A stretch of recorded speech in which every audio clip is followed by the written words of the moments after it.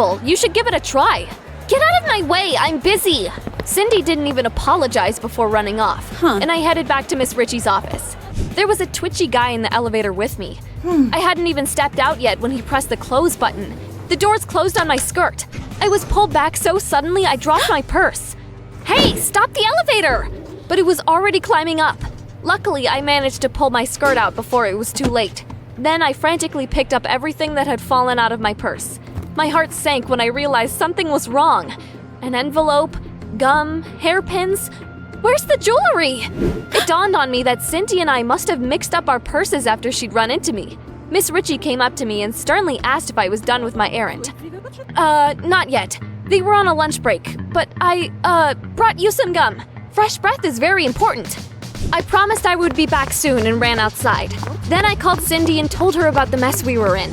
However, I didn't say anything about the expensive jewelry in my purse, just in case. I wouldn't have run into you if you hadn't been standing in the middle of the road. Are we going to keep arguing or solve the problem like adults? Okay, meet me in the Starbucks near Central Park in an hour. Okay, as soon as I put my phone away, I heard someone behind me shout, "Catch him!" I turned around and saw a cat in an expensive collar running toward me. A girl in shabby clothes was chasing him. I caught the cat, feeling a bit lost. The stranger beamed at me and held out her hands to take him back. But then some wacko came around the corner. "Stop running away! I'll catch you anyway!" His shout made the cat's fur stand on end. He wiggled out of my hands and took off again. The girl turned white as snow and took a step back. Dang it! He caught me! I didn't know what was going on, but the man looked really intimidating. So I grabbed the stranger by the hand and dragged her into an alley. "I know where you can hide." We quickly jumped into a dumpster. The girl's pursuer ran past us, and we got back out. I took a banana peel off my head and asked the girl what just happened and what kind of mess she dragged me into. The girl's name was Lee, and she said that the fluffy cat was called Simon. His owner was some ambassador's rich daughter. Whoever found and returned him was promised a reward. I found Simon and wanted to return him home and get the money, but that greedy bastard wanted to get the reward too. Except the cat outsmarted both of you and took off again. Yeah, I've only just moved here, but you seem to know your way around town. Yeah, I could walk here with my eyes closed. Could you help me find Simon? We'll split the reward in half. I was in dire need of money, so her offer sounded tempting. But first, I had to meet Cindy and get my purse back. Sure, but first I need to meet someone. Awesome! We went to Starbucks to meet Cindy. Lee kept looking around and admiring the city. I like it here. If only... What? It's just that my dad hasn't been the same since we moved here. We walked past the street food stalls. Lee stared at the hot dogs while her stomach rumbled. I desperately needed money, but it was clear Lee had it even harder. She looked poor, so I treated her to a hot dog. Soon we got to the Starbucks, but Sydney didn't come. She didn't answer her phone either. Miss Ritchie called me and shouted so loudly I thought I'd go deaf. "Amy, where's my jewelry? If you don't bring it here before the party, you'll regret being born." "I have everything under control, Mom. That is, ma'am. I'll be there soon." I put the phone away and tried to figure out what to do. Cindy must have found the jewelry and decided to steal it. I couldn't let her get away with it. Lee and I came to my sworn friend's house. "Amy, when are we going to look for Simon?" "As soon as I deal with my problem." Except Sydney wasn't at home. Jeez, where could she be hiding? And then I thought about Kyle. He would know where his girlfriend was. I called Kyle, but to my surprise, he said he couldn't find Cindy either. "Amy, why are you looking for her? Aren't you enemies?" "We took each other's purses by accident. I need to get mine back." So you have Cindy's purse now?" "Yeah." "Where are you? I'll pick you up and we'll find Cindy together." Kyle was being suspiciously polite, but I was running out of time and agreed. I could use some help. "I'll be waiting for you by Cindy's house." "I'm on my way." While Lee and I waited, we sat down on the curb. Miss Evil Boss called me again. I'd already run out of excuses by then and didn't answer, so she texted me. "Shameless girl, if you stole my jewelry, I'll make you go to juvie." I got goosebumps. Grandma wouldn't survive that. That wasn't how I imagined my first day at work would go. Kyle's car finally stopped next to us. "Get in. I know where to find Cindy." But Lee clung to my arm and wouldn't let me get in the car. "You promised to help me find Simon!" "Come on, Amy, we've got no time to waste." I felt torn and didn't know who to listen to. But I knew that if I didn't get the jewelry back, Grandma and I would be in big trouble. So I got into Kyle's car. Lee, I remember my promise, but I need to get my purse back first, and then we'll find Simon, okay? No! I've already wasted too much time following you around. Do whatever you want. I'll manage fine without you.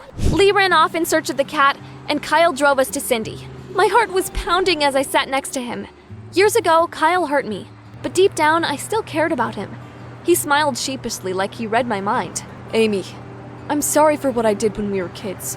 I was young and stupid, but I've changed. I didn't know what to say, so I just didn't say anything. Kyle stopped at a coffee shop. Could you get us some coffee? My treat. Kyle waited for me in the car because he couldn't park there. I didn't suspect anything as I was buying us 2 cappuccinos. But as I was walking back to the car, I saw Kyle take the envelope out of Cindy's purse. I'll be taking this. I have no idea where Cindy is, but if you find her, tell her I outsmarted her. Bye, loser. He smirked at me and drove away. I was so confused I dropped our coffees. Was he freaking kidding me? I suddenly got a call from Cindy. Amy, my phone ran out of battery and I was late for our meeting, but now I'm ready to meet. Just name the place. I could have kept quiet about what happened, but I decided to be honest. Listen, Cindy, I saw Kyle and he took an envelope out of your purse. What? He also asked me to tell you that he outsmarted you.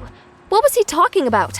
It doesn't matter. Why would you let him do that? Cindy kept shouting at me for a long time and finally said, "Thanks for nothing.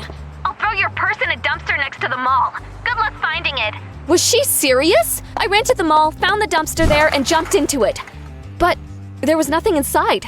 Ah! It was clearly not my day. Then I realized a homeless guy was staring at me with his mouth wide open. What's the matter? I don't know what you're looking for, but the garbage truck left 5 minutes ago. That was it. I was done for. My purse, along with the garbage, had been taken away, and I would never find it now.